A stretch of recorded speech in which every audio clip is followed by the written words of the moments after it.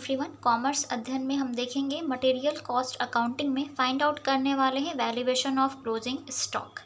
ठीक है, जो भी क्लोजिंग स्टॉक होगा उसकी वैल्यू हम किस तरह से फाइंड आउट करेंगे वो देखेंगे इस वीडियो में इस क्वेश्चन के माध्यम से, और फॉलो करेंगे फीफो मेथड को। FIFO means first in first out.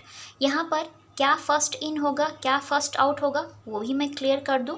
जो भी हम सामान परचेज करते हैं या फिर कहीं से रिसीव करते हैं, कोई भी मटेरियल जब आप रिसीव करते हैं तो वो आपके पास आता है, तो वो क्या होता है आपके पास, वो इन होता है।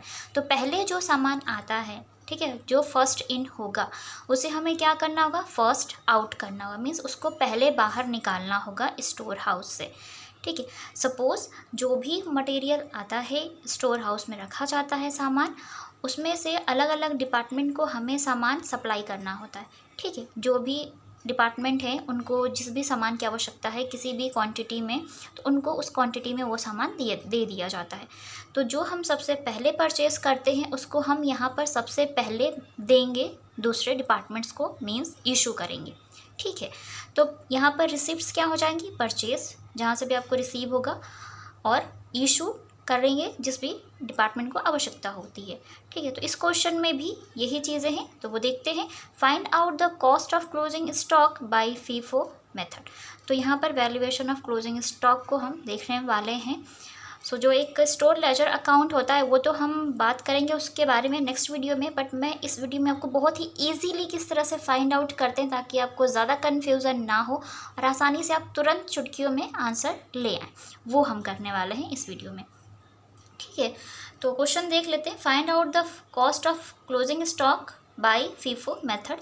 मटेरियल परचेस्ड इधर दे रखा है, मटेरियल इशूड इस साइड पे है। ठीक है, अब अगर हम बात करें यहाँ पर 2016 में ही परचेज हुआ है और 2016 में ही इशूड कर दिया गया सामान। मीन्स जो सामान हमने ख़रीदा है स्टोर में रखा है वही सामान इशूड कर दिया गया जिस भी डिपार्टमेंट्स को ज़रूरत है उनके अकॉर्डिंग। ठीक है, मार्च 2 को आपने मतलब 2 मार्च को यहाँ पर सामान ख़रीदा है, उसमें है 100 यूनिट्स आपने परचेज़ की है 10 रुपये के रेट से। 100 यूनिट्स मतलब 1000 रुपये की। ठीक है, मार्च 15 को 200 यूनिट्स परचेज़ हुई हैं 15 रुपये के हिसाब से। ठीक, 3000। ठीक है, 3000 रुपये की। मार्च 20 की बात करें तो 100 यूनिट्स यहाँ पर परचेज़ की गई हैं 20 रुपये के अकॉर्डिंग। अब बात करते हैं मटेरियल इशूड की। यहाँ पर भी डेट एंड यूनिट्स दी हुई है। यहाँ पर रेट इसलिए नहीं देते हैं क्योंकि यहाँ पर ये जो यूनिट्स होती हैं, ये जो यूनिट्स इशू की जाती हैं उन डिपार्टमेंट्स को, ये यूनिट्स इस परचेज़ में से ही इशू की जाती हैं। तो जो भी परचेज़ के टाइम पर यूनिट रेट था वही यहाँ पर फॉलो किया जाएगा, तो यहाँ पर नहीं दिया गया है यूनिट। ठीक है, जब हम आंसर करेंगे तो आपको इजीली समझ में आ जाएगा। मार्च 16 में 50 यूनिट्स इशू की गई एंड मार्च 25 को 200 यूनिट्स इशू हुई हैं। अब मैं इसको आपको सॉल्व करके समझाती हूँ कैसे सॉल्व होगा और आसानी से आंसर आ जाएगा। ठीक है, चलिए। सो फर्स्ट ऑफ ऑल यहाँ पर मैंने ये फॉर्मेट बना लिया है, cost of material issued by FIFO method. यहाँ पे जो कॉलम है वो कुछ इस प्रकार है, date, issued units, rate, date of purchase, ठीक है, एंड प्रोडक्ट और अमाउंट। दोनों एक ही चीज़ होती है, प्रोडक्ट आप बोलें या फिर अमाउंट बोलें। तो यहाँ पर हमें वो चीज़ें देखनी है कि किस डेट को सामान इशूड किया गया था और किस डेट के अब परचेज़ किया हुआ सामान दिया गया है। ठीक है, तो वो देखेंगे अब। तो चलिए अब हम बात करते हैं इशूड की। इशूड कब किया है आपने, मार्च 16 को किए हैं 50 यूनिट्स इशू। कब किया आपने, मार्च 16, 2016 मार्च 16 को आपने 50 यूनिट्स जो किए हैं इशूड किए हैं। अब ये 50 यूनिट्स हम कहाँ से लेंगे, जैसा कि मेथड है मैंने बताया FIFO means first in first out. तो ये परचेज़ है, सबसे पहले हम परचेज़ करते हैं उसके बाद इशूड करते हैं। तो सबसे पहले आपने परचेज़ कब किया है, 2 मार्च को किया है परचेज़। देख रहे हैं आप, 2 मार्च को आपने परचेज़ किया है और 16 मार्च को इशू कर दिए हैं। तो इस वाले में से जो पहले हमने परचेज़ किया था ना, फर्स्ट परचेज़ जो है हमारी, इसमें से 50 यूनिट्स हम इशू कर देंगे 10 रुपये के हिसाब से। तो वो 50 रुपये हम इशू करेंगे। तो हमें यहाँ पर जो डेट देनी है डेट ऑफ परचेज़ में, वो देना है कब का, 2 मार्च। ठीक है, हमें कब की डेट देनी है यहाँ पर, 2 मार्च। रेट की बात करें तो रेट था 10 रुपये, क्योंकि पहली परचेज़ जो है पर यूनिट कॉस्ट वो है 10 रुपये की। ठीक है, तो ये हो गई, आपने इशूड किया है यूनिट 50, रेट 10 ₹10 पर यूनिट जो आपकी फ़र्स्ट परचेज़ थी उसमें जो पर यूनिट रेट था वो ₹10 तो यहाँ पे 10 और उसमें से 100 वहाँ पर ₹100 यूनिट्स जो हैं वो आपने परचेज़ किए, इसमें से 50 क्या किए, इशू कर दिया आपने। अब इसका अमाउंट कितना आ जाएगा यहाँ पे 500। क्लियर हो गई, फर्स्ट इशूड हमारी कंप्लीट हो गई फर्स्ट परचेज से। ठीक है, अब हम सेकेंड इशूड की बात कर रहे हैं जो कि कब हुई है, 25 मार्च को 200 यूनिट्स इशूड हुई हैं। ठीक, अब ये 200 यूनिट्स अगर हम देखें तो ठीक है नीचे वाले में तो है, बट पहले वाली जो यूनिट है अभी भी बची हुई है।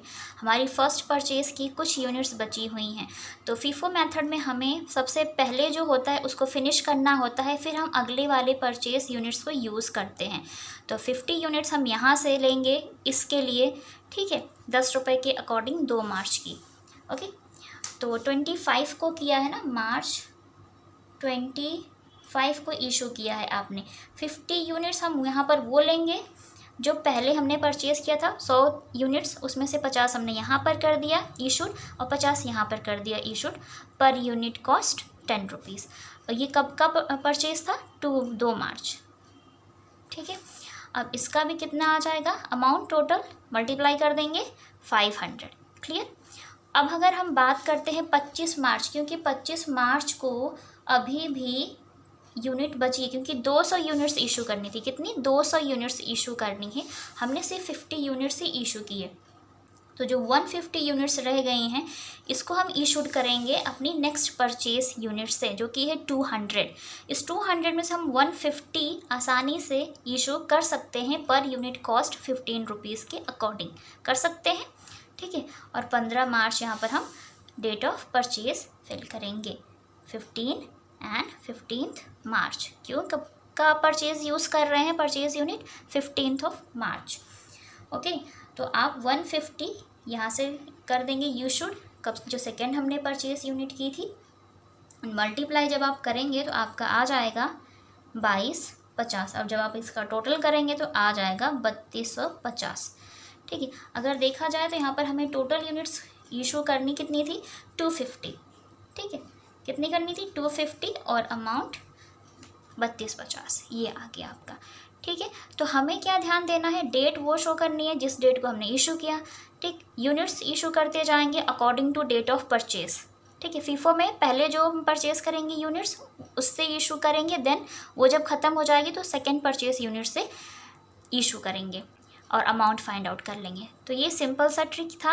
अब हम बात करते हैं वैल्यूएशन ऑफ क्लोजिंग स्टॉक, क्योंकि यही हमें फाइंड आउट करना है, वैल्यूएशन ऑफ क्लोजिंग स्टॉक।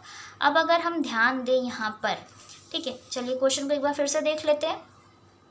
मार्च 2 की बात करते हैं, ये पूरी 100 यूनिट्स हमने यूज़ कर ली थी। इसमें से हमने सिर्फ 150 यूनिट्स ही इशू किए थे। हमने 15 मार्च के 200 यूनिट्स दे रखी हैं परचेज़ यूनिट्स, उसमें से सिर्फ 150 हमने यूज़ की हैं, इशू की हैं। तो यहाँ पर अभी भी कितनी बच गई हैं, 50 यूनिट्स बच गई हैं, और ये पूरी की पूरी बची हुई है 100 यूनिट्स। ठीक है, अब यहाँ पर जो बच गया हम वो यहाँ पर ले लेते हैं। मीन्स 15 मार्च की यूनिट्स बची हुई हैं, ठीक है, एंड 20 मार्च की यूनिट बची हुई है। इसमें 50 यूनिट्स बची हुई है और ये पूरी 100 यूनिट्स बची हुई है। ठीक है, 15 मार्च 50 यूनिट्स एंड 20 मार्च 100 यूनिट्स बची हुई हैं। अब अगर हम बात करें रेट की, 15 एंड 20, जो 15 मार्च की यूनिट्स थी उसका पर यूनिट कॉस्ट है ₹15, और जो ये हैं ₹20 पर यूनिट के अकॉर्डिंग परचेज़ हुआ था। अब जो बच गया वो क्या हो जाता है आपका क्लोजिंग स्टॉक। ठीक है, जो भी सामान होता है वो at the end of the year बच जाता है तो वो क्लोजिंग स्टॉक होता है। और क्लोजिंग स्टॉक का वैल्यूएशन हमेशा कॉस्ट प्राइस पर होता है, और ये कॉस्ट ही है। आप इसको मल्टीप्लाई करेंगे, जो होगा वो आपका आ जाएगा क्या, क्लोजिंग स्टॉक वैल्यू कितनी, 2750। ओके, तो इस तरह से हम वैल्यूएशन करते हैं किसका, क्लोजिंग स्टॉक का। मैं नेक्स्ट वीडियो में आपको बताऊंगी लेजर अकाउंट के माध्यम से कैसे करेंगे। ठीक है ना, अकाउंट नहीं बनता, ये कोई अकाउंट नहीं है, ये स्टेटमेंट की तरह ही बनाया जाता है। ठीक है, आप अपने हिसाब से स्टेटमेंट को एडजस्ट कर सकते हैं, कुछ एक एक्स्ट्रा कॉलम ऐड कर सकते हैं या माइनस कर सकते हैं अपनी सहूलियत के हिसाब से, जो जिसमें आपको आसानी हो, आप आसानी से समझ सकें। मैंने ये मेथड अपने 11th क्लास में पढ़ा था। ठीक है, यूपी बोर्ड में 11th क्लास में है ये, मतलब पूरा ये टॉपिक है 11th-12th में, वैल्यूएशन ऑफ क्लोजिंग स्टॉक अभी हटा दिया गया है। ये ग्रेजुएशन में आपको मिलेगा, जब आप ग्रेजुएशन सेकेंड ईयर में होंगे, जब आप कॉस्ट अकाउंटिंग पढ़ेंगे तो वहाँ पर मटेरियल कॉस्ट अकाउंटिंग है, उसमें वैल्यूएशन ऑफ क्लोजिंग स्टॉक हमें फाइंड आउट करना होता है। तो वहाँ पर हम बनाते हैं क्या, स्टोर लेजर अकाउंट। तो वो भी मैं नेक्स्ट वीडियो में बताऊँगी कैसे बनेगा। ये मुझे लगा काफ़ी ईजी है, आपको आसानी से समझ में आ जाएगा। तो करना कुछ नहीं है, डेट डालना है, जिस डेट को आप इशू कर रहे हैं वो डेट डालनी है जिस टाइम इशू होगा, यूनिट्स डालनी है, इशूड यूनिट्स, रेट वही पड़ेंगे जो आपने डेट ऑफ परचेज़ को यूनिट्स परचेज़ किए तो डेट ऑफ परचेज़ डालिएगा, जिस डेट का यूनिट, जिस डेट ऑफ परचेज़ की यूनिट्स आप इशू कर रहे हैं वो चीज़, ठीक है। And per unit cost multiply कर देंगे, अमाउंट आ जाएगा एज इट इज़। जो भी यूनिट्स बच गई हैं, परचेज़ यूनिट्स को ध्यान दीजिएगा, परचेज़ यूनिट्स में जिस भी डेट की यूनिट्स बची हुई हैं वो क्लोजिंग स्टॉक्स होती हैं, तो उनको हम यहाँ पर पुट कर लेंगे डेट वाइज, उनका पर यूनिट कॉस्ट शो करेंगे, मल्टीप्लाई करेंगे, तो आ जाएगा आपका क्या, वैल्यूएशन ऑफ क्लोजिंग स्टॉक। मुझे उम्मीद है आपको अच्छे से समझ में आ गया होगा, और अगर मैं आपको अच्छे से समझा पाई तो कमेंट सेक्शन में कमेंट करके ज़रूर बताएं। वीडियो अच्छा लगा तो लाइक ज़रूर करें, फ्रेंड्स एंड फैमिली के साथ शेयर करें जिन्हें हेल्प हो सके, जो कॉमर्स बैकग्राउंड से हैं या जो आपके फ्रेंड्स से पढ़ रहे हैं। और ऐसी ही वीडियोस मैं लेकर आती रहूँगी। अब कमेंट सेक्शन में मुझे आप ये भी बता सकते हैं मैं आपके लिए किन टॉपिक्स पर वीडियो लेकर आऊँ। एंड ज़्यादा इन्फॉर्मेशन के लिए या मोटिवेटेड रहने के लिए आप मुझे इंस्टाग्राम पर फॉलो कर सकते हैं, मैं उसका लिंक प्रोवाइड कर दूँगी डिस्क्रिप्शन बॉक्स में, उसके थ्रू आप ज्वाइन कर सकते हैं। या फिर आप जितनी भी वीडियोज़ हैं कॉस्ट अकाउंटिंग की, मैंने प्लेलिस्ट तैयार कर रखी है, उन प्लेलिस्ट के माध्यम से भी आप इन वीडियोज़ को देख सकते हैं, मैं डिस्क्रिप्शन बॉक्स में लिंक दे दूँगी उसका भी। सो आज के लिए बस इतना ही, मिलते हैं नेक्स्ट वीडियो में, and thank you so much for watching this video.